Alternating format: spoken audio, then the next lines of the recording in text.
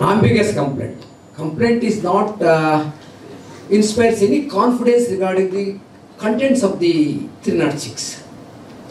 ಇದರಲ್ಲಿ ಏನು ಹೇಳ್ತಾರೆ, 14/4/2024 ಸೂಯಿಸೈಡ್ ಮಾಡ್ಕೊತಾರೆ ಜಗದೀಶ್ ಅವರು.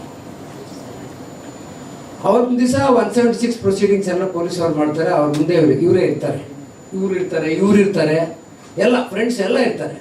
ಕಂಪ್ಲೇಂಟ್ ಕೊಡೋದಿಲ್ಲ, ಅಲಿಗೇಷನ್ ಏನೂ ಇಲ್ಲ. ಅವತ್ತು 38 ದಿವಸ ಆದಮೇಲೆ ಅಲಿಗೇಷನ್ ಮಾಡ್ತಾರೆ.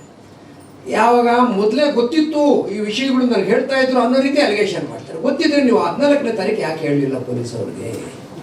38 ದಿವಸ ಆದಮೇಲೆ ಹೆಂಗೆ ಹೇಳಿದ್ರಿ?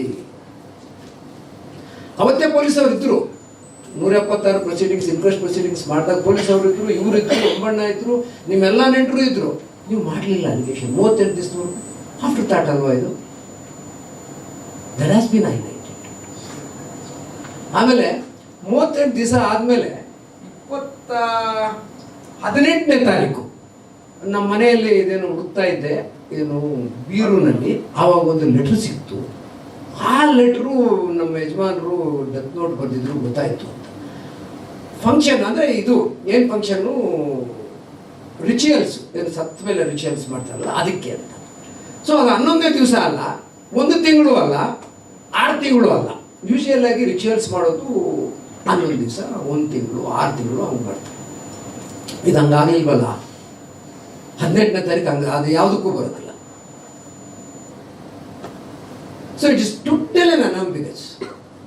ಆಮೇಲೆ ಈ 306 ಅಬೆಟ್ಮೆಂಟ್ ಟು ಕಮಿಟ್ ಸೂಯಿಸೈಡ್ ಅಂತ ಇಂಡಿಯನ್ ಪಿನಲ್ ಕೋಡ್ನಲ್ಲಿ ಎಕ್ಸ್ಪ್ಲೈನ್ ಮಾಡಿ. ಅಬೆಟ್ಮೆಂಟ್ ಟು ಕಮಿಟ್ ಸೂಯಿಸೈಡ್ ಮಾಡ್ಕೊಳ್ಳೋಕ್ಕೆ ಪ್ರೇರೇಪಣೆ ಮಾಡಬೇಕು ಅಂತ.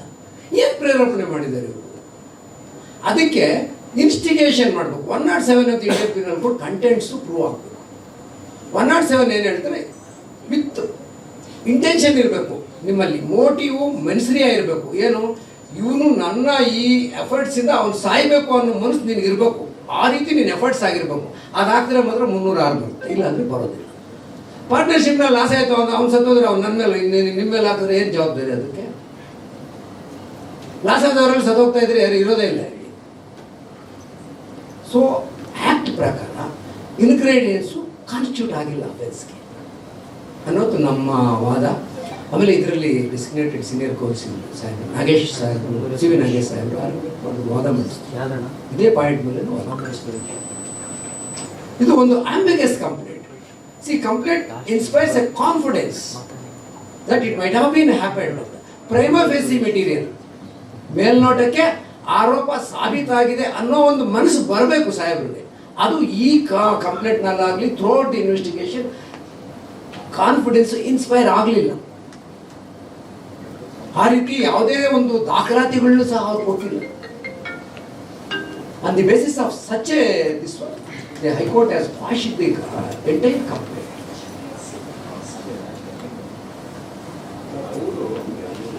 ತುಂಬಾ ವರ್ಷಗಳಿಂದ ನೀವು ಜೊತೆಗಿದ್ದವರು ಅಂತ ನೀವೇ ಹೇಳ್ತಾರೆ, ಈ ವ್ಯವಹಾರನ ಕಂಟ್ರೋಲ್ ಮಾಡೋ ಇದರಲ್ಲಿ ಅವರು ಮನೆಯಲ್ಲಿ ಅವ್ರ ನಡುವೆ, ಯಾಕಂದ್ರೆ ಗೊತ್ತಿರ್ಬೋದು, ನಿಮ್ಗೆ ಗೊತ್ತಿರುತ್ತೆ, ಬಟ್ ಆಸ್ ಅ ನೀವು ಫ್ರೆಂಡ್ ಆಗಿ ಹೇಳೋದ್ರೆ, ಸೊ ಲಾ ಅಂಡ್ ಕಾನೂನು ಅದು ಬೇರೆ.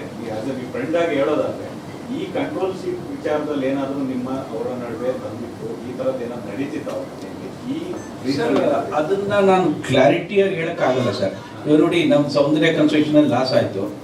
ಇವಾಗ ರೇಖಾ ನಮ್ಮ ಮೇಲೆ ಏನು ಅಲಿಗೇಷನ್ ಮಾಡೋದು 60 ಕೋಟಿ ನಾವು ತಿಂದಿದ್ದೀವಿ ಅಂತ.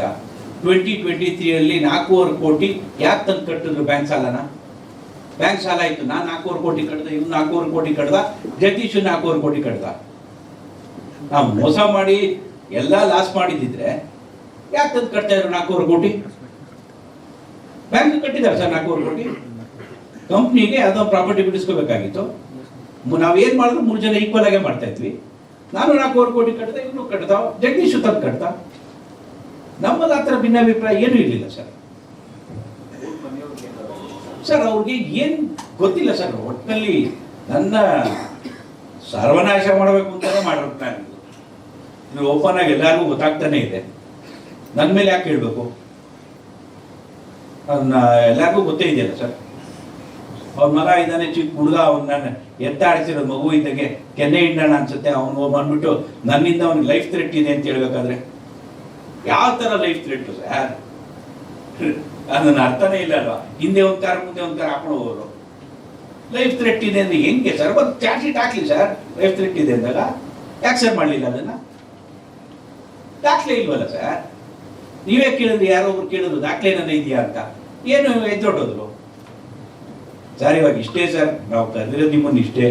ನಾವು ಯಾರ ಬಗ್ಗೆನೂ ಮಾತಾಡಕ್ಕಲ್ಲ ಸರ್. ನಾವು ಕ್ಲೀನ್ ಆಗಿದ್ದೀವಿ ಅಂತ ಹೇಳಕ್ ಅಟ್ಟೆ ಬಂದಿರೋದು ಸರ್. ನಾವು ಏನೂ ತಪ್ಪು ಮಾಡಿಲ್ಲ. ಕಾನೂನು ನಮಗೆ ನಂಬಿಕೆ ಇಟ್ಕೊಂಡಿದ್ವಿ.